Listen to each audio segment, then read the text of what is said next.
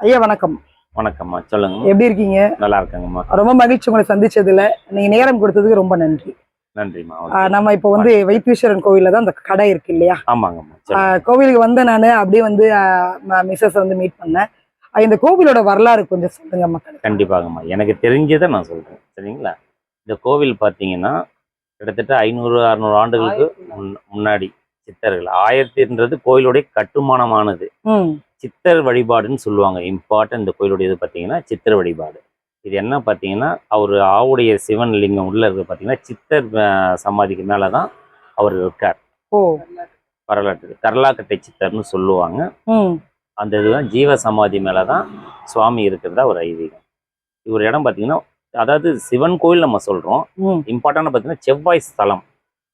முத்துக்குமார சுவாமிகள் அப்படின்னு சொல்லுவாங்க. முருகனுக்கு மிக மிக சிறந்த ஒரு பூஜைக்கு நடக்கும். செவ்வாய் வழிபாடு, செவ்வாய் தோஷ நிவர்த்தி, இதெல்லாம் இங்கே ரொம்ப சிறப்பாக நடக்கும். அது பார்த்தீங்கன்னா அதுக்கு தான் முத்துக்குமார சுவாமிகள் ஸ்தலம்னு சொல்லுவாங்க.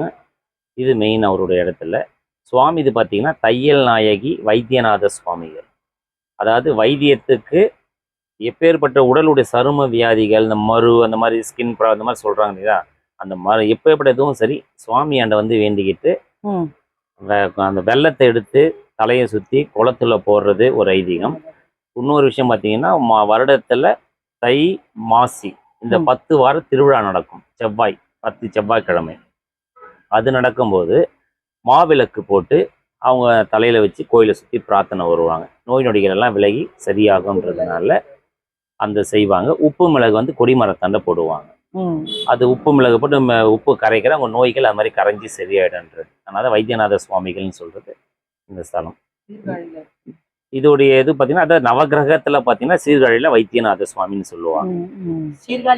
மெயின் சென்னையில் வந்து செவ்வாய் ஸ்தலம், இந்த வைத்தியநாத சுவாமி. அந்த சீர்காழியில் இருக்க வைத்தியநாதர் சுவாமிகள் திருத்தலங்கள் எப்படியோ அதே அமைப்பு, எல்லாம் அதே கட்டுமானம், எல்லாம் அப்படியே தான் டிட்டோவோ அப்படியே தான் இருக்கும் இந்த இடம், சரிங்களா? அந்த கோவிலில் இருக்க மாதிரி அதே மாதிரி மாசி மாதம், தை மாசி மாதம் 21 தமிழ் மாதம் மாசி 21லேருந்து 25 இந்த 5 நாட்கள் வந்து இந்த சுவாமி மேலே வந்து சூரிய உதயம் வந்து படும் காலையில். அது ரொம்ப ரொம்ப விசேஷமானது. காலை 5:50லேருந்து 6:30 மணிக்குள்ளாக ஒவ்வொரு நாளைக்கு அந்த நாழிகை என்னவோ அது பிரகாரம் முதல் நாள் வந்து சூரிய வெளிச்சம் வந்து சுவாமியுடைய தோள்பட்டைக்கு வரும். அடுத்து வந்துட்டு 2வது நாள் வந்துட்டு முகம் கிட்ட இந்த சைடு வரும். 3வது நாள் பார்த்தீங்கன்னா ஒரு நேர் முகத்தில் வெளிச்சம் படும். 4வது நாள் இந்த பக்கம் இறங்கி 5வது அப்படி இறங்கி 5 நாள் வரைக்கும் சூரிய உதயம் படும். மற்ற நாட்கள்லாம் அந்த உதயம் பார்க்க முடியாது. இப்போவும் மாசி மாதம் மட்டும்தான். மாசி மாதம் 21, 22, 23, 24, 25 5 நாட்கள், சரிங்களா? இன்னொரு விசேஷம் இங்கே பார்த்தீங்கன்னா, இந்த ஸ்தலத்துல வந்து சனீஸ்வரர் வந்து கிழக்கு பார்த்து இருக்கார். இது ரொம்ப திருநள்ளாறு மாதிரி ரொம்ப ரொம்ப விசேஷமான ஸ்தலம். சனி பயிற்சினாலே இங்க வந்து நிறைய பேர் பரிகாரங்கள் செய்வாங்க. அன்னைக்கு சனி பயிற்சி சிறப்பா நடக்கும் இந்த ஊர்ல. ஏன்னா கிழக்க பார்த்துருக்கிறது ரொம்ப அபூர்வம். அந்த இடத்துல அவ்வளோ பூஜை ஆராதனை நடக்கும். அந்த சனீஸ்வரர் திருநள்ளாருக்கே போனதுக்கு சமம் இந்த இடத்துல நிகழ்ச்சி அந்த நடக்கும்போது. அந்த ஒரு இது இங்க இருக்கு. அது மாதிரி ராகு கேதுடைய தோஷங்கள் இருந்தால் அதுவும் நிவர்த்தி பண்றது மாதத்துல முதல் திங்கக்கிழமையும் கடைசி திங்கக்கிழமையும் அந்த நிகழ்வும் பண்ணி பரிகாரத்தை போக்குறாங்க. செவ்வாய் பரிகாரம் வாரம் செவ்வாய் பரிகாரம் உள்ளதுக்கு அதுக்கும் அந்த பரிகாரம் செய்து வைத்தீஸ்வரருக்கு கிழக்கு பார்த்து. சனீஸ்வரர் தான் இந்த இடத்துலையும் கிழக்க பார்த்துருப்பார். மற்ற இடத்துல அந்த மாதிரி இருக்காது. அதான் ரொம்ப விசேஷம் இந்த ஒரு ஸ்தலம் அது. அப்புறம் பார்த்தீங்கன்னா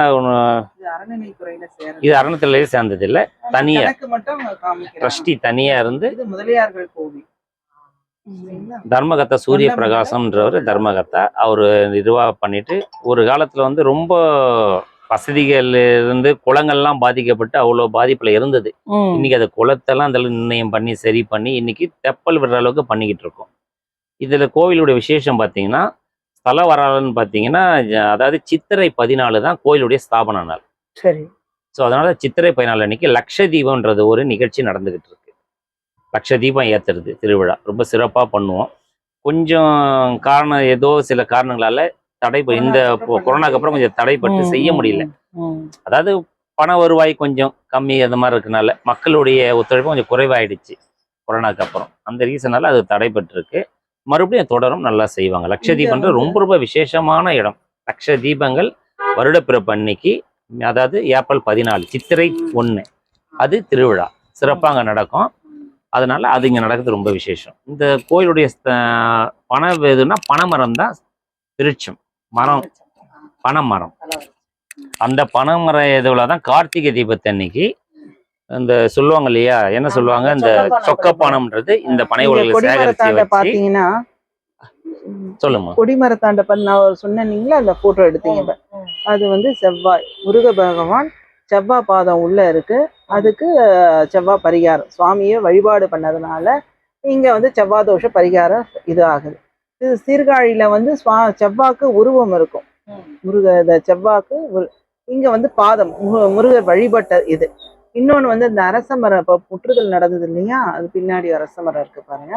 அதுல முனீஸ்வரன் சுவாமி இருக்கு. அவர் வந்து வழிபாடு பண்றார், இன்னமும் வழிபாடு பண்றார்.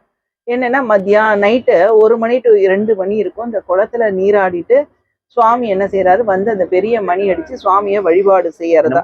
இத வந்து நான் எங்க வீடு பக்கத்துல இருக்கிறதுனால அந்த மணி சவுண்ட நான் கேட்டேன். அப்புறம் வரீங்களா? நான் வந்து என்ன மணி சவுண்டு கேக்குது, முதல்ல கல்யாணம் ஆன புதுசுல என்னங்க மணி அடிக்குது, கோவில்ல ஏதாவது விசேஷமா பொழுது விடிஞ்சிச்சுன்னு அலறி எழுந்தேன். அதுக்கப்புறம் இவரை கூப்பிட்டா ஒன்றும் நல்லா படுன்னுட்டாரு. அப்புறம் பார்த்தா கதவு திறந்து பார்த்தேன், சந்துமனை வந்து என்னால தாங்க முடியல. அப்புறம் கோவில் கிட்ட கோபுரத்தங்க கோவில் இருட்டாதான் இருக்கு, யாருமும் கூட இல்லை. மணியை பார்த்தா 1, 2. அப்புறம் வந்து நான் கோவில் தர்மகர்த்தா கிட்டே கேட்டேன், உனக்கு கேட்டுதாமான்னு கேட்டாரு. ஆமா எனக்கு கேக்குது, கோவில் மணி சத்தம் கேக்குது. அது அப்புறம் தான் சொன்னாங்க இது மாதிரி முனீஸ்வரன் வந்து வழிபாடு பண்ணது. இன்னமும் கோவிலை வந்து வழிபாடு பண்ணிட்டு சுத்திட்டு போறாங்க. இதை வந்து மக்கள் இன்னைக்கு வந்து அது சரியில்லாத பண்ணிடுறதுனால அதை வந்து எல்லாருக்கும் தெரியாது. அதனால அதை அந்த இடத்த வந்து கொஞ்சம் அடைச்சி வச்சிருக்காங்க, வேற ஒன்றும் இல்லை. சித்தர் வந்து கர்லாக்கட்டை சித்தர்னு சொல்லுவாங்க. கர்லாக்கட்டை சித்தர் இங்க மருத்துவம். அதான் ஏன் இங்க வைத்தியநாதர்னா, வைத்தியநாதர் அம்பாள் வந்து தையல் நாயகி. தையல் நாயகினா அம்பாள் எல்லாம் பெரியவங்க, அவங்க தான் சரிங்களா. அம்பாள் வந்து இருக்கிற நாமமும் வந்து பெரிய நாமம் அம்பாளுடைய நாமம் தான் தையல் நாயகி. பெண்கள்லயே சிறந்த பெரிய பெண்கள்ன்றது இது. கர்லாக்கட்டை சித்தர் அது வந்து வழிபாடு. அவர் வந்து வியாதிகளை போக்கிட்டு இருந்தார். அந்த விபூதியில இந்த மிளகு எல்லாம் இருக்கும். நம்ம சீர்காழியில பாத்தீங்கன்னா அதுதான் பிரசாதமா தருவாங்க, அந்த மண் உருண்டைகளை சரிங்களா. இங்க வந்து அவர் விபூதியை இட்டு விடுவார், நோவு தீர்ந்து போயிடுது. காலப்போக்கில் அதை வந்து இங்க வந்து இந்த சைட வந்து பைரவர் கோயில் அங்க வந்து அவர் இதாயிட்டாரு. ஆனா இங்க இருந்தாங்கன்னு சொல்லுவாங்க. அது மேலதான் சிவலிங்கம் இருக்கு சரிங்களா. சிவலிங்கம் இருக்கு, வந்து யாருமே அதை உணர முடியாதுன்னு சொல்லுவாங்க. சுவாமி கீழ்னா நமக்கு எப்படி இதாகுது, அந்த மாதிரி சாமி வந்து கும்பாபிஷேகம் செய்யும் போது எனக்கு வந்து என்னன்னா இல்லாத பூஜை இல்லாத இது பண்ணி வச்சிருந்தாங்க. ஆனா நாங்க பார்க்கும் போது வேத்து இருந்தது. என்னங்க ஐயா இது வேத்து இருக்கே, நீங்க இப்போ டெய்லி பூஜை பண்ணுங்க. இதுமா ஏமா நீ வர, அது 6 மாசம் ஆகுது பாலாலயம் பண்ணி நேரம் பூஜை பண்ணிருக்குன்னு சொல்ற. ஆனா என் கண்ணுக்கு நீத்து இருந்தது சுவாமிக்கு. அங்க உள்ள வந்து சித்தர் இருக்காங்கன்னு சொன்னதுக்கு அறிகுறி அதுதான் சரிங்களா. தான் தோன்றியவர் இல்ல, மனிதனா இது பண்ணது இதுதான். சித்தர் மேல லிங்கம், பெரிய பைரவர் சன்னதி இருக்கு. பைரவருக்கு வந்து வழிபாடும் பண்றாங்க. பள்ளியறை பூஜை ராத்திரில நடக்குது. எல்லா அபிஷேகங்களும் ஆராதனைகளும் உண்டு கோவில்ல. இன்னைக்கு வருவாய் கம்மியா இருக்கிறதுனால சில இதுவா இருந்தாலும் ஆனா கீர்த்தி அதிகம். இப்பேற்பட்ட நோய்களுக்காகவும் இந்த இடத்துல மருத்துவர், இந்த இடத்துல வந்தீங்கன்னா வைத்தியநாதர் தையல் நாயகின்னு சொல்றோம். ஒரு வகையில் அதையே நம்ம ஒரு இன்னொரு இதுவாக எடுத்துக்கலாம். வைத்தியநாதர் வைத்தியம் பார்க்கிறவர். எந்த ஒரு பிரச்சனைனாலும் உடம்பு பாதிக்கப்பட்டிருந்தா அது தையல் போறது நர்ஸாவும் அம்பாளா இருக்கலாம். இல்ல அது ஒரு குழந்தையோட விளையாட்டு குழந்தை கேட்டாங்க, ஒரு பிள்ளை சொல்லுது அது தையல் நாயகினா என்னடா வைத்தியநாதனா வைத்தியம் பாப்பாரா, தையல் நாயெல்லாம் தையல் போடுவாங்களா. பிரசவத்திற்கு எப்படி திருச்சியில அந்த உச்சி பிள்ளையார் கோயிலுக்கு தாயுமானவர் கோயில் பிரசவம் பார்த்தது, அந்த மாதிரி இங்கேயும் தாயார் என்ன செய்வாங்க, சர்ஜரி இல்லாத சுகப்பிரசவம் ஆகக்கூடிய இது சரிங்களா. அழுதால் உன்னை பெறலாமே, சுவாமிய கேட்கிறோம். ஆனா அழுதால் தான் சாமி கொடுப்பாருல்ல, நம்ம மனசுருகி வேணுனாலே எல்லா பலனும் கிடைக்கலாம். அப்புறமா நம்ம இந்த கோவில் வந்து எல்லாமே சொல்லிட்டே தான் அம்மையப்பன் கோவில் நிறைய சொல்லிட்டே இருப்பேன். அதனால செவ்வாய் பரிகார ஸ்தலம், செவ்வாய் பகவானுடைய கோவில், முத்துக்குமார சுவாமியுடைய கோவில். இது வைத்தியநாதர் முத்துக்குமாரன் சுவாமி முருகர் கோவில் தான் சொல்லுவாங்க. ஆனா வைத்தியநாதர் அப்பா அம்மா இல்லாத ஒரு குழந்தை வராது இல்லையா, அது தையல் வைத்தியநாதர் தையல் நாயகி சிவன் கோவில். திருமணங்கள் இந்த நிறைய இந்த இடத்துல பூந்தமல்லிக்கே வந்து இவங்க தான் இது ஈசான மூலையில இருக்கு. இன்னைக்கு வந்து சந்துக்கு சந்து கோவில் இருக்கலாம்.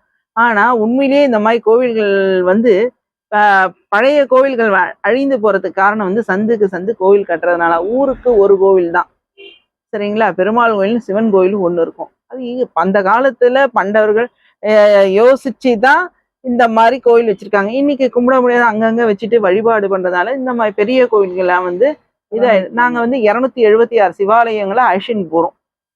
டூரிஸ்ட் தான் நடத்துறோம். அதுல வந்து சில கோயில் வந்து பெரிய கோயிலாவும் இருக்கலாம், சிலது ஒண்ணுமே இல்லாத இடிஞ்சு போன நறுவாயிலும் இருக்கலாம், வருமானம் இல்லாத. அங்க வந்து வெறும் 6000 ரூபாய். இன்னைக்கு இந்து அறநிலைத்துறை வந்து 6000 ரூபாய் தான் கொடுக்குது அந்த கோவிலை. அவங்களுக்கு வருமானம் இல்லாத புரோகிதத்துக்கு போறாங்க. அந்த ஊர்ல இருக்கவங்க எல்லாம் சாமியை கூட வழிபாடு பண்ணாம இருக்காங்க. இந்த இங்க இருக்கு அந்த மாதிரி கோவில்ல ஒரு கால பூஜை நடக்கிறது கூட உள்ள போய் பாத்தீங்கன்னா சுவாமி நெத்தியில குங்குமம் கூட இருக்காது. இந்த நோய்னா ஒரு உப்பு மிளகு போட்டு அந்த பிரார்த்தனை பண்ணிட்டு செவ்வாய்க்கிழமையில கோவில ஸ்தலம் வந்து வைத்தவழி தீரா வைத்தவழி சுத்திட்டு வந்தீங்கன்னா மாவிளக்கு போட்டு சுத்தி அவ்வளவு விசேஷம்.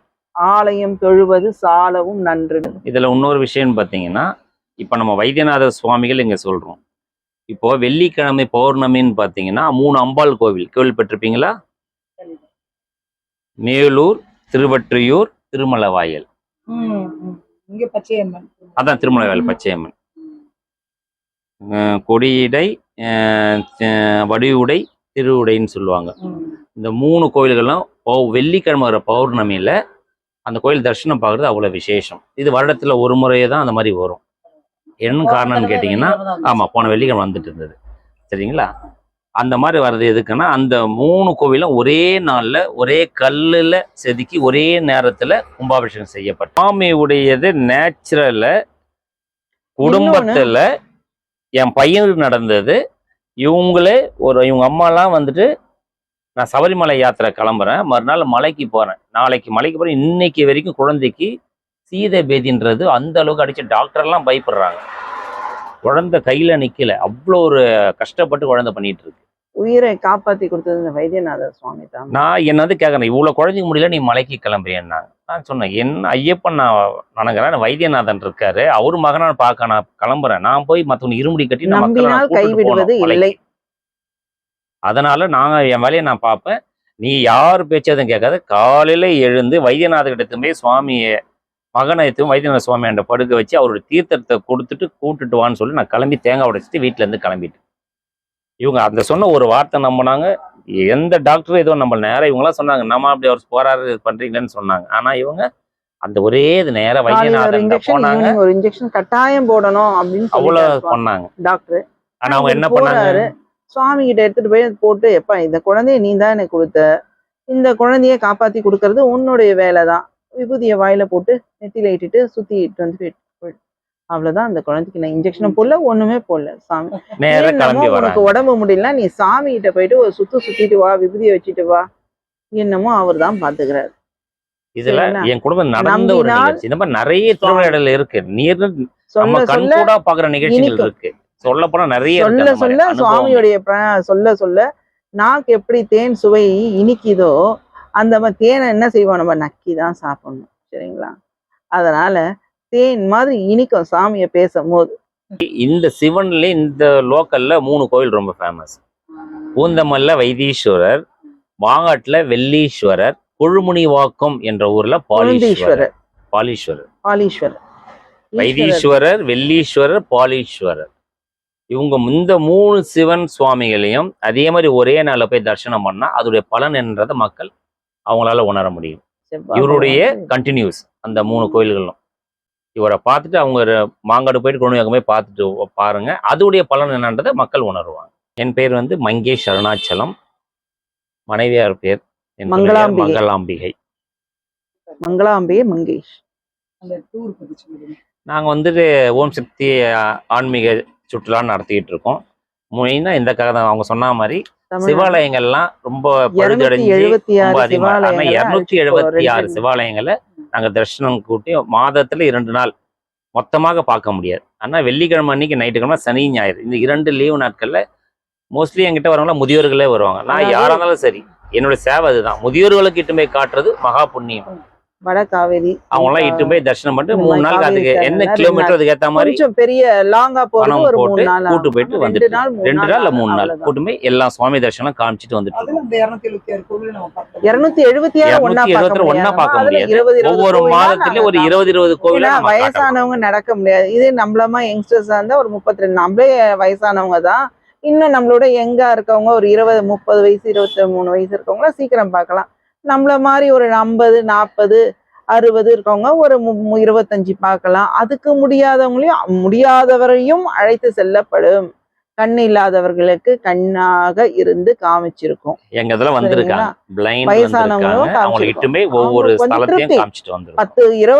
10 20 கோயில் கண்டிப்பா காமிப்போம். அதுல 20 கோவில்ல அவங்களால எவ்வளவு உடல் உழைப்பு எவ்வளவு பார்க்க முடியுதோ அவ்வளவு நம்மளால பார்க்கலாம். அதனால அவங்களுடைய தொடர்ந்து இதுதான். போயிட்டு இருக்கோம். இது மாதிரி 2 முறை அந்த மாதிரி 276 ஆமா, ஸ்தலங்கள் அவங்களுக்கு யார் 2 முறை காமிக்கிறாங்க? முடிச்சு 3வது மறுபடியும் இப்ப ஸ்டார்ட் பண்ணியிருக்கோம். வரவங்கள மாதிரி கூட்டிட்டு போயிட்டு இருக்கோம். அவங்களோட தொலைபேசி எண் நான் போட்டுருக்கேன். என் தொலைபேசி நம்பர் போடுங்க, கண்டிப்பாக போடுங்க. நாங்க அழைச்சி அந்த மாதிரி காட்டிட்டு இருக்கோம். ஏன்னா இதுக்கு அந்த பழம் வாய்ந்த ஸ்தலங்களை மக்கள் தெரியல நிறைய பேருக்கு. பேராயிரம் பரவி வானூர் ஏத்தும் பெம்மானே பிரிவிழா அடியார்க்கென்றும் வாராத செல்வம் வருவிப்பானே மந்திரமும் தந்திரமும் மருந்துமாகி தீரா நோய் தீத்தரலும் வல்லாண்டன்னை திரிபுரங்கள் செய்யன சிலை கை கொண்டிருக்க போரானே புள்ளிருக்கு வேலூரானே போற்றாலே ஆற்றலால் போக்கினேனே. நன்றி. என்னுடைய தொடர்பு எண் 72 7299499340. எங்க வீட்டுக்காருடைய நம்பர் 98 414 58 314. சரிங்களா? இன்னொன்று புள்ளிருக்கு வேலூரானே அப்படின்னு இந்த பதிகத்துல நான் சொல்லியிருப்பேன். புள்ளிருக்கு வேலூரானேன்னா நம்ம சீர்காழியில ராமாயணத்துக்கும் இந்த கோவிலுக்கும் தொடர்பு உண்டு. எப்படின்னா அந்த சீதையை ராவணன் அழிச்சு செல்லும் போது அந்த சடாயு என்ற பட்சி காப்பாது. இதெல்லாம் படிச்சிருப்போம். தடுக்குது ராவணனை. அப்போ அந்த ரக்கை வெட்டுப்பட்டு விழுந்த இடம்தான் சீர்காழியில இருக்க செய்தியை நான் அதனாலதான் இந்த புள்ளிருக்கு வேலூரானே. சரிங்களா? சிவாய நம.